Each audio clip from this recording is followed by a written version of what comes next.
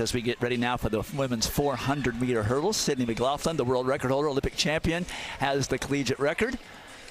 And Rachel Glenn, who is in this final, she has the best time in the country this year. She will be starting out in lane number 6 with some redemption on her mind because she did not score points in her high jump event. Exactly. This is the hardest race in all of track and field. Combining the 400 and the hurdle, she's going to look forward to making up for that high jump performance earlier. And Jasmine Jones would love to follow in the footsteps of her coach, Joanna Hayes, who won an NCAA title on this track some years ago.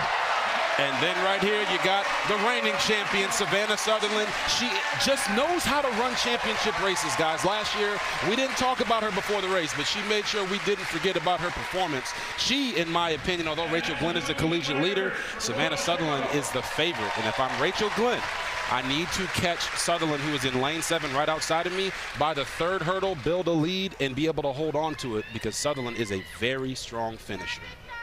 Jasmine Jones in lane 5, already finishing 4th in the 100 hurdles earlier. As we mentioned, Rachel Glenn really struggling in the high jump today. Legs just didn't work. And you got to have legs in this 400 hurdles. So let's see what she has.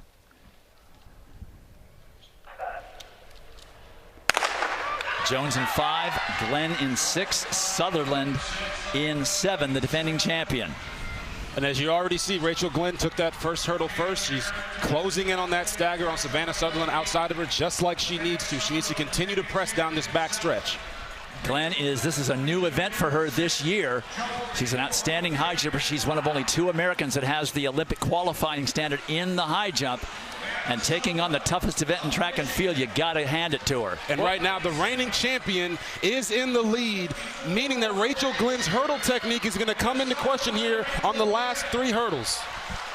Savannah Sutherland leading. Here comes Jasmine Jones into the picture. She takes the 9th hurdle ahead of Rachel Glenn. Glenn tries to respond, but Jones has a head of steam. She's going to win this thing.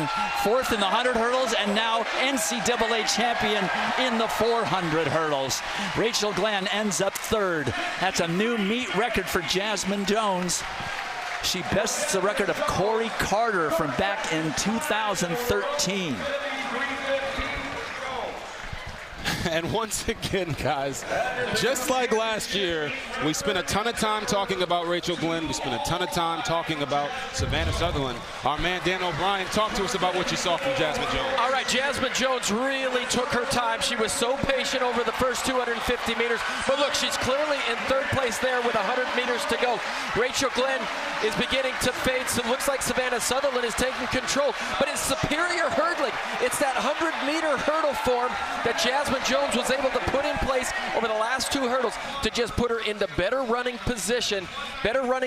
She runs off this last hurdle, and that's what gives her the strength and the momentum to take the title. And Dan, over hurdle 9, you could kind of see a look on her face. They say, hey, don't worry about the other lanes. But she could see Savannah Sutherland and also Rachel Glenn dying a little bit and got an extra burst of energy to get to that finish line in 1st place.